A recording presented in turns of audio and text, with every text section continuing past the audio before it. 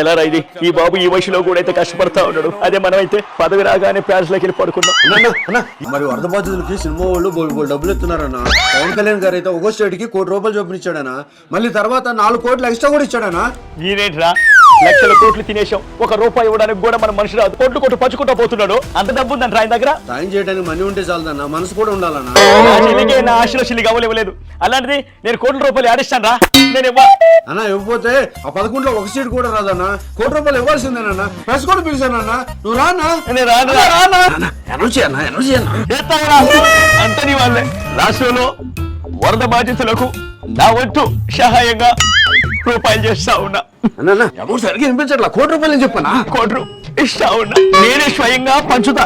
అదేంటి బాబు గారు స్కానర్ పెట్టారు కదా, దానికి వచ్చి స్కానర్ పనిచేయట్లేదు. మీరు రెగ్యులర్ గా వాడే పేటిఎం ఉంది కదా, దాంట్లో వేయచ్చు. పేటిఎం లో లక్షలు పోవచ్చు, కానీ నా లిమిట్ మాత్రం ₹5.